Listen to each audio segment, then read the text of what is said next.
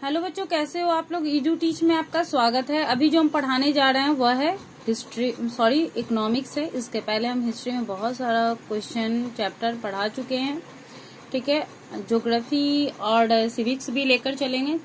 ठीक है, तो आपको पता है कि यह सोशल साइंस है और सोशल साइंस में हिस्ट्री, इकोनॉमिक्स, सिविक्स और ज्योग्राफी सबका क्वेश्चन इस पे पूछा जाता है ना। और जो भी क्वेश्चन पूछेगा उसको अगर आप डीपली पढ़े रहोगे तो जो आंसर ऑब्जेक्टिव का जो होता है वो आपका छूटेगा नहीं और सारा का सारा क्या होगा, राइट होगा तब का मार्क्स बढ़ेगा।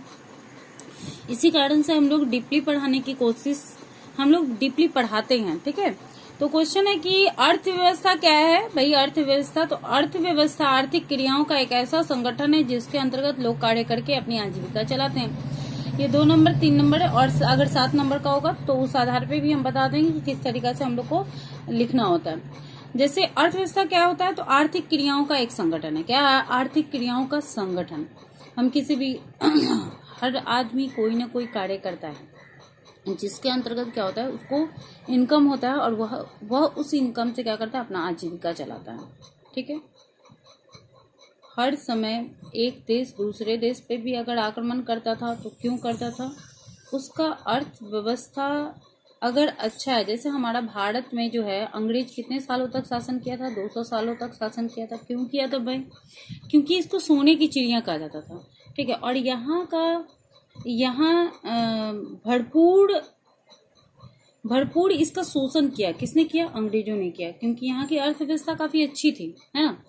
यहाँ की जो अर्थव्यवस्था थी वह काफी अच्छी थी और इसका शोषण, इसी का फायदा उठा के इसका जो भी व्यवस्था था यहाँ से क्या हुआ, दोहन करके कौन ले गया, तो ब्रिटेन ले गया। ठीक है, ब्रिटेन ले गया, तो दोहन जब करने लगा तो क्या हुआ कि भारत का कोई भी विकास नहीं हुआ। ठीक है, तो इससे भी एक क्वेश्चन बनता है कि जैसे कोई भी देश एक देश दूसरे देश के पास, दूसरे देश में शासन करता है, वहां पे जाके वहां जाके अपना व्यावसायिक कार्य करता है, निर्देशन करता है, तो उसको क्या कहते हैं, उसको जो है उपनिवेश कहा जाता है।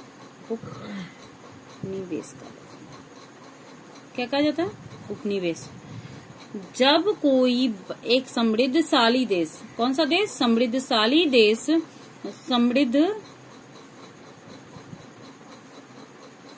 जब कोई समृद्धशाली देश दूसरे देश में जाके शासन करता है, ठीक है, वहां अपना आर्थिक और व्यावसायिक कार्य करता है, तो वह क्या कहलाता है? उपनिवेश कहलाता है। क्योंकि वह वहां पे व्यावसायिक जब कार्य करेगा तो उसको क्या होगा, वहां से इनकम प्राप्त होगा, है ना। इसी आधार पे भारत में अंग्रेजों ने कितने 100 सालों तक शासन किया? 200 सालों तक। ठीक है, तो ये तो रहा। क्योंकि ये भी उपनिवेश भी अक्सर पूछता है, इसलिए आप इसको, जैसे हम तो इसको बताए हैं, क्वेश्चन भी बताएंगे, अभी समझा रहे हैं। ठीक है, क्योंकि आपका इससे बहुत सारा ऑब्जेक्टिव कंप्लीट होगा। ये आप याद कर लीजिएगा कि अर्थव्यवस्था आर्थिक क्रियाओं का एक ऐसा संगठन है जिसके अंतर्गत लोग कार्य करके अपने आजीविका चलाते हैं। ठीक है, एक समृद्धशाली देश जब दूसरे देश में जाकर वहां रहता है, वहां शासन करता है और व्यावसायिक कार्य करता है, ठीक है, वहां का जितना भी नियंत्रण होता है वही समृद्धशाली देश करेगा, तो वह क्या कहलाएगा? उपनिवेश कहलाएगा। अब ये देखो कि अर्थव्यवस्था जो होता है, ठीक है, अर्थव्यवस्था का कितना पार्ट होता है पता है? अर्थव्यवस्था के जो पार्ट होते हैं, मतलब इसको जो डिवाइड किया गया है उसको 3 भागों में बांटा गया। ठीक है, कितने भागों में बांटा गया? 3 भागों में बांटा गया। सबसे पहले है प्राथमिक क्षेत्र। क्या है? प्राथमिक। इससे ऑब्जेक्टिव बहुत बनेगा, ठीक है ना, क्योंकि इसका ऑब्जेक्टिव आप जब एग्जाम देने जाओगे तो निश्चित रूप से रहेगा। थोड़ा सा पढ़े रहिएगा तो आपका एग्जाम में जो है नहीं छूटेगा। द्वितीयक क्षेत्र और तीसरा होता है क्या? तृतीयक क्षेत्र। क्या होता है? तृतीयक क्षेत्र। चलो, तो पहला हम लोग आते हैं कि अर्थव्यवस्था का प्राथमिक क्षेत्र क्या है। ठीक है, तो आप ये कर सकते हैं। अब देखो कि अर्थव्यवस्था क्या है। अर्थव्यवस्था के कितने भाग होते हैं? 3 भाग होते हैं। क्वेश्चन में भी कंप्लीट है कि अगर क्वेश्चन पूछेगा अर्थव्यवस्था क्या है तो उसको लिख दोगे। अर्थव्यवस्था कितने पार्ट है? तो 3 पार्ट हैं।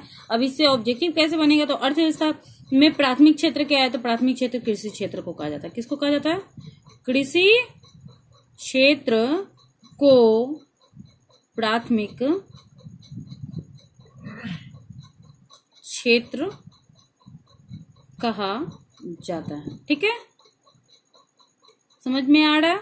अगर कोई भी प्रॉब्लम हो या नहीं समझ में आए तो आप हमें कमेंट करके बता सकते हैं, क्योंकि फिर से हम कोशिश करेंगे और अच्छे ढंग से समझाने का। ठीक है, ताकि आपका एग्जाम बहुत अच्छा जाए।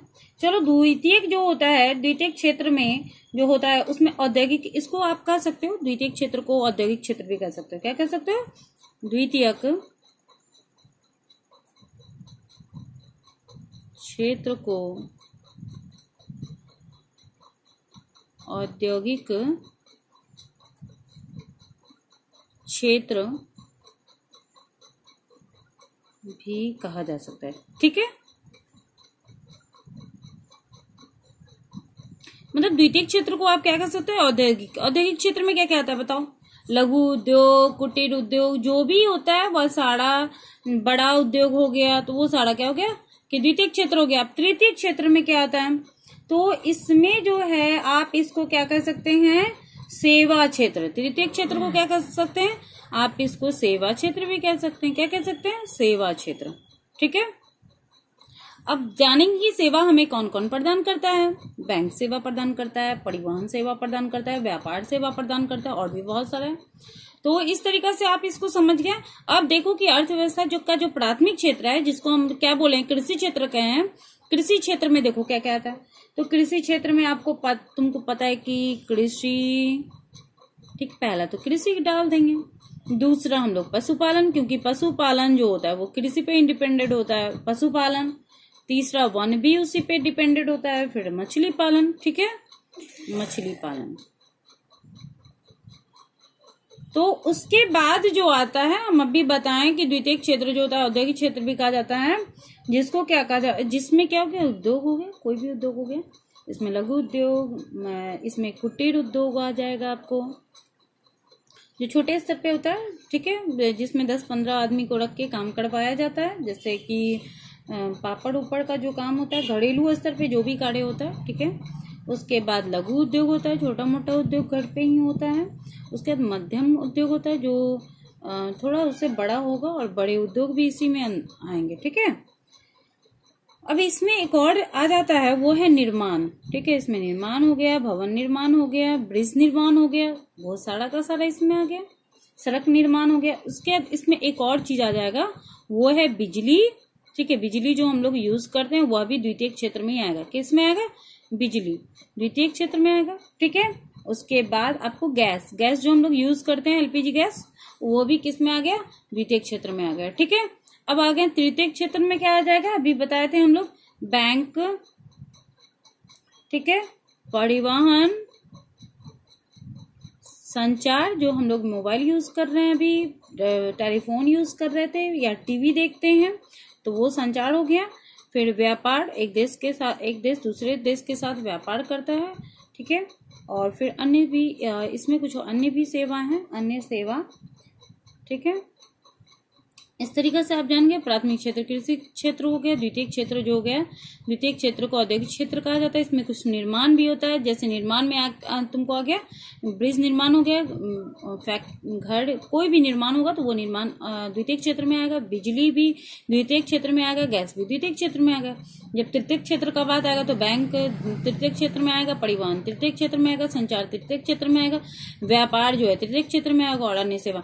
इस तरीके से क्वेश्चन कहीं आपको ऑब्जेक्टिव में पूछे, कृषि कौन सा क्षेत्र है, पशुपालन कौन सा क्षेत्र है, वन कौन सा क्षेत्र है, अर्थव्यवस्था कौन सा क्षेत्र है, हो सकता है लघु उद्योग कौन सा क्षेत्र है, तो आपको आराम से याद हो जाएगा कि ये तो द्वितीयक क्षेत्र है। संचार और व्यापार कहीं पूछ देगा तो आपको दिमाग में आ जाएगा अरे ये तो तृतीयक क्षेत्र है।